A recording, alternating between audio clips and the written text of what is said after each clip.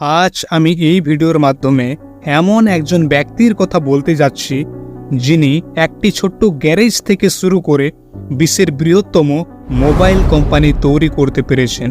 হ্যাঁ, আপনি ঠিকই বুঝতে পেরেছেন, only one man, Steve jobs, যাকে ডিজিটাল ওয়ার্ল্ডের জনকও বলা হয়। তিনি তার কাজকে এতটাই ভালোবাসতেন যে তিনি বলতেন যে আপনি যা করতে ভালোবাসেন আপনি তাই করুন, সেটা কোনো খেলায় হোক বা কোনো কাজই হোক না কেন, আপনি আপনার ভালোবাসার কাজকে খুঁজে না পাওয়া পর্যন্ত আপনি অনুসন্ধান চালিয়ে যান। দেখবেন সেই কাজ খুঁজে পাওয়ার পরে আপনি একদিন অবশ্যই সফল হবেন। কারণ আপনি যখন এই পৃথিবীর মধ্যে জন্ম পেয়েছেন, তবে আপনার জন্য একটা না একটা ভালোবাসার কাজ অবশ্যই রাখা হয়েছে, যে কাজটা করে আপনি নিজের পায়ে দাঁড়াতে পারেন। যেহেতু স্টিভ জবস তার জীবনের 3টি বিষয় নিয়ে আমাদেরকে শিক্ষা দিয়ে গেছেন, যেটা সন্দীপ মহেশ্বরী এমনকি অন্যান্য বড় বড় সফল ব্যক্তিরাও এই বক্তব্যটি শোনার জন্য আমাদেরকে রেকমেন্ড করেছেন। তবে এই বক্তব্যটি ইংলিশে থাকার কারণে সবাই বুঝতেও পারেনি, এমনকি অনেকেই দেখেওনি। তাই আজকে আমি সেই অমরত্ব বক্তব্যটি আপনাদেরকে বাংলায় বলে শোনাবো, যেটা প্রত্যেকেরই জীবনে একবার হলেও শোনা উচিত। যদিও আওয়াজ থাকবে আমার, কিন্তু সম্পূর্ণ কথাগুলো থাকবে স্টিভ জবসের। তবে চলুন শুরু করা যাক।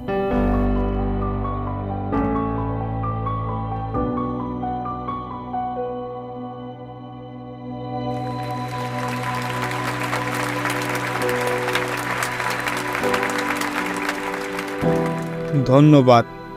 আজ আমি বিশ্বের অন্যতম সেরা বিশ্ববিদ্যালয়ে আপনাদের সমাবর্তন অনুষ্ঠানে আসতে পেরে আমি খুবই সম্মানিত বোধ করছি। আসলে সত্য বলতে কি যে আমি কখনোই কোনো বিশ্ববিদ্যালয় থেকে পাস করিনি, আর আজকে এই প্রথমবার বিশ্ববিদ্যালয়ের সমাবর্তন অনুষ্ঠানটি আমি কাছ থেকে দেখছি।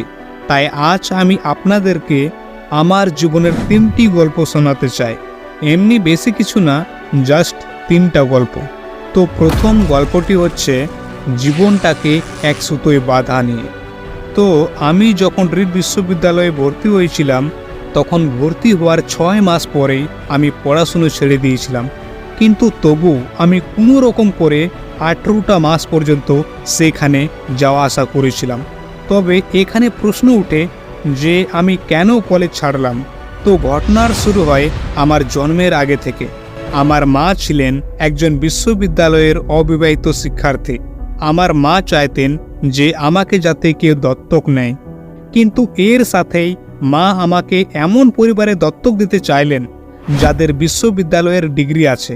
তাই একজন আইনজীবী এবং তার স্ত্রী আমাকে দত্তক নিতে চাইলেন। তবে আমার জন্ম হওয়ার পূর্বেই তাদের সব কিছু কথাবার্তা রেডি ছিল। কিন্তু যেই না আমি এই পৃথিবীতে পা রাখলাম, তখন জানা যায় যে আসলে আমার মা একটা মেয়ে সন্তান আশা করেছিল। তাই তিনি গভীর রাতে সেই আইনজীবী পরিবারে ফোন করে তাদেরকে জানিয়ে দিলেন যে আমাদের একটা ছেলে সন্তান হয়েছে, আপনারা কি তাকে দত্তক নিতে চান? তারা তখন কোনো কিছুই না ভেবে খুশি মনে আমাকে দত্তক নেওয়ার জন্য অ্যাকসেপ্ট করলেন। কিন্তু কিছুদিন পরে আমার মা জানতে পারলেন যে আইনজীবী পরিবারের কেউ বিশ্ববিদ্যালয় থেকে পাস করেনি, এমনকি আমার দত্তক বাবা হাই স্কুলও পাস করতে পারেনি। আর এই সব কারণ জানার পরে আমার মা আমার দত্তক সূচিপত্রে সই করতেও রাজি হলেন না।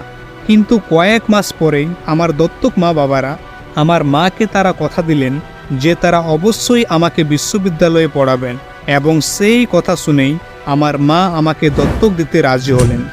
আর এইভাবেই আমার জীবনের খেলা শুরু হয়। এবং 17 বছর হওয়ার পরে আমি যখন বিশ্ববিদ্যালয়ে গেলাম, তখন আমি বোকার মতো একটি ব্যয়বহুল বিশ্ববিদ্যালয় বেছে নিয়েছিলাম। ফলে আমার নিম্ন মধ্যবিত্ত মা বাবার সমস্ত জমাপুঞ্জি টাকাগুলো আমার পড়াশুনোর পিছনেই খরচ হতে লাগলো। আর যার জন্য আমি এইসব ব্যাপারে 6 মাস ধরে ভাবতে থাকলাম, কিন্তু এর কোনো সমাধান খুঁজে পেলাম না। এমনকি আমার ভবিষ্যৎ জীবন তৈরিতে সেই বিশ্ববিদ্যালয় কতটা আমাকে শিক্ষা প্রদান করবে সেটাও আমি বুঝতে পারছিলাম না। অথচ আমার বাবা মায়ের সারা জীবনের জমানো টাকা আমি আমার লেখাপড়ার পিছনে ঢেলে দিচ্ছিলাম। তাই আমি বিশ্ববিদ্যালয় ছেড়ে দেওয়ার সিদ্ধান্ত নিলাম এবং মনের মধ্যে বিশ্বাস রাখলাম যেন সামনের দিনগুলো আমার ভালো মতো করেই কাটে। তবে সেই সময় সিদ্ধান্তটা আমার ভয়াবহ মনে হলেও এখন বুঝতে পারি যে সেটাই ছিল আমার জীবনের সবচেয়ে বড় এবং সবচেয়ে ভালো সিদ্ধান্ত। কারণ যখনই আমি বিশ্ববিদ্যালয় ছেড়ে দিয়েছিলাম, তখন সেই সব ক্লাসগুলোই আমি ছেড়েছিলাম যেগুলোতে আমার ইন্টারেস্ট ছিল না। আর এরপরে আমি সেই সব ক্লাসে ভর্তি হতে শুরু করলাম যেগুলোতে আমার ইন্টারেস্ট আছে। আর এই সব করাটাও কিন্তু এত সহজ কথা ছিল না, যার কারণ আমার জন্য সেরকম কোনো রুম ছিল না। তাই আমি বন্ধু রুমের মধ্যেই মেঝের উপরে শুয়ে যেতাম। এমনকি কোকা কোলার ব্যবহৃত বোতল ফেরত দিয়ে আমি 5 সেন্ট করে পেতাম এবং সেটা দিয়েই খাবার কিনে খেতাম। তবে অন্তত সপ্তাহে একবার ভালো খাবার আসায় আমি 7 মাইল দূরে শহরের অপর প্রান্তে প্রতি রবিবার রাত্রে হরেকৃষ্ণ মন্দিরে যেতাম, যাতে সেখানে গিয়ে আমি পেট ভরে খেতে পারি। আর সেখানে যাওয়াটাও আমার খুব ভালো লাগতো। এখন আমি আপনাদেরকে বলি যে কেন বিশ্ববিদ্যালয় ছেড়ে দেওয়াটা আমার জীবনের সবচেয়ে ভালো সিদ্ধান্ত ছিল। কারণ সেই সময় রিড কলেজে দেশের সবচেয়ে ভালো ক্যালিগ্রাফি কোর্স শেখানো হতো, আর ক্যাম্পাস এর সমস্ত রকমের পোস্টার হাই লেভেলে আঁকানো হতো, তবুও আবার হাতে করা ক্যালিগ্রাফি দিয়ে। কিন্তু সেই সময় আমি বিশ্ববিদ্যালয় তো ছেড়ে দিয়েছিলাম, তাই সহজেই আমি অন্য জায়গায় ক্যালিগ্রাফি কোর্সে জয়েন করলাম এবং সবার প্রথমে স্যারিফ ও স্যান স্যারিফ টাইপ ফেসেস শিখলাম এবং বিভিন্ন ফন্ট এর স্পেস কমানো বাড়ানো সহ টাইপোগ্রাফি তৈরির বিভিন্ন কলাকৌশল শিখলাম। তবে ব্যাপারটা ছিল অসাধারণ এবং ঐতিহাসিক, যা বিজ্ঞানের বাইরে একটা আর্টস, যেটা আমাকে অনেক আকৃষ্ট করেছিল। কিন্তু আমি ভাবতেও পারিনি যে এই ক্যালিগ্রাফি জিনিসটা আমার জীবনে এতটাই কাজে আসবে। তবে 10 বছর পরে আমরা যখন প্রথমবার একটা ম্যাকিনটশ কম্পিউটার ডিজাইন করি, তখন সেই সমস্ত জ্ঞানের আমার পুরোটাই কাজে লেগেছিল। আর যদিও আমি সেই ক্যালিগ্রাফি কোর্সে ভর্তি না হতাম, তবে ম্যাক কম্পিউটার নানান টাইপ ফেসেস আর সুষম দূরত্বের ফন্ট থাকতো না। আর যেহেতু উইন্ডোজ ম্যাকের কাজকেই নকল করেছে, তাই আমি বিশ্বাস করে বলতে পারি যে সাধারণ কোনো কম্পিউটারে এরকম করে ফন্ট তৈরি হতো না। আর বিশ্ববিদ্যালয় না ছাড়লে আমি কোনো দিন ক্যালিগ্রাফি কোর্সে ভর্তিও হতাম না, আর যার জন্য আজ আমরা সাধারণ কম্পিউটারে এত সুন্দর ফন্ট দেখতে পাচ্ছি। কিন্তু সেই সময়ের তুলনায় এটা কোনো সাধারণ কাজ ছিল না। তবে এই সব হওয়ার পর আমি যখন 10 বছর পরে পিছনে ফিরে তাকাই, তখন আমি বুঝতে পারি যে আমার সেই সিদ্ধান্তটাই সবচেয়ে বড় এবং ভালো সিদ্ধান্ত ছিল। কারণ আপনি ভবিষ্যতের দিকে তাকিয়ে অতীতের দিনগুলোকে কখনোই এক সুতোয় বাঁধতে পারবেন না। তাই আপনাকে বিশ্বাস রাখতেই হবে, সেটা কোনো কর্মের উপরে হোক বা কোনো ভাগ্যর উপরে হোক, যে বিগত দিনগুলোতে আমার সঙ্গে যা কিছু হয়েছে সেটা আমার ভালোর জন্যই হয়েছে। তাহলেই আপনি আপনার ভবিষ্যৎকে নিয়ে নিজের মনের মতো করে চলতে পারবেন এবং একদিন অবশ্যই সফল হয়ে দাঁড়াতে পারবেন। এবার আমার দ্বিতীয় গল্পটি হচ্ছে ভালোবাসা আর হারানোর গল্প। তো আমি যখন জীবনের দৌড় শুরু করি, তখন আমি ভাগ্যবান ছিলাম, কারণ প্রথম অবস্থাতেই আমি আমার ভালোবাসার কাজকে খুঁজে পেয়েছিলাম। আর যেহেতু 20 বছর বয়সেই আমি এবং আমার বন্ধু ওস মিলে একটা পারিবারিক গ্যারেজে অ্যাপেল কোম্পানি শুরু করেছিলাম। আমরা সেখানে কঠোর পরিশ্রম করেছিলাম, আর 10 বছরের মাথায় আমাদের অ্যাপেল কোম্পানি 2 জন কর্মী থেকে 2000 কর্মী এবং $2 বিলিয়ন পরিণত হয়ে যায়। আর আমার 30 বছর বয়সে আমাদের ম্যাকিনটশ কম্পিউটার মার্কেটে লঞ্চ করি।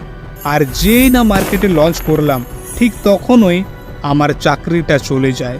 কিন্তু এখানে প্রশ্ন উঠে যে কিভাবে একজন নিজের তৈরি কোম্পানি থেকে চাকরি হারাতে পারে।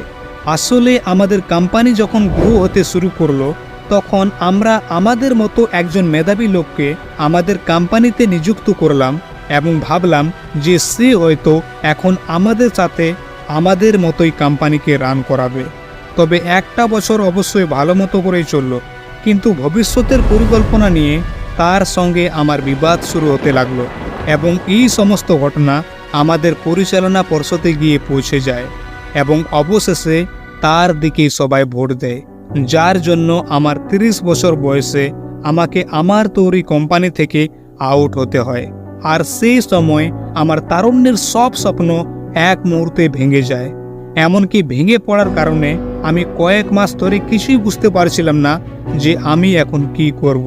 শুধু আমার এটা মনে হচ্ছিল যে আমার এন্টারপ্রেনিয়রদের সমস্ত মনোবল হয়তো আমি ভেঙে ফেলেছি, হয়তো বা আমার হাতে যেই দায়িত্ব দেওয়া হয়েছিল সেই কাজটা হয়তো আমি ঠিকঠাকভাবে পালন করতে পারিনি। এমনকি আমি এর ব্যাপারে ক্ষমাও চেয়েছিলাম, কিন্তু ওতেও কোনো কাজ হয়নি। আর আমার এই কোম্পানি থেকে বের করে দেওয়ার ব্যাপারে সমস্ত পাবলিক প্লেসে ছড়িয়ে পড়ে যায়। তাই আমি ভ্যালি ছেড়ে চলে যাওয়ার কথা ভাবলাম। কিন্তু ধীরে ধীরে আমি বুঝতে পারি যে এত সব কিছু হয়ে গেল, কিন্তু তারপরেও আমার কাজের প্রতি যেই ভালোবাসাটা ছিল সেটা বিন্দুমাত্র কমল না।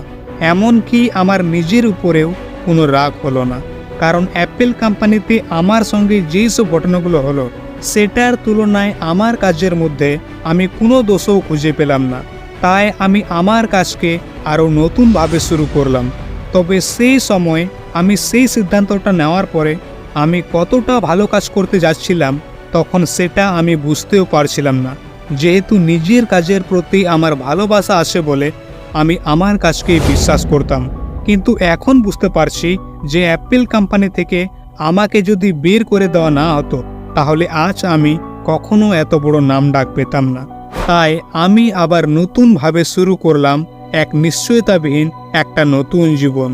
আর সফল হওয়ার সেই সব ভার থেকে মুক্ত হয়ে আমি নিজেকে অনেক হালকা এবং ফ্রেশ অনুভব করতে লাগলাম।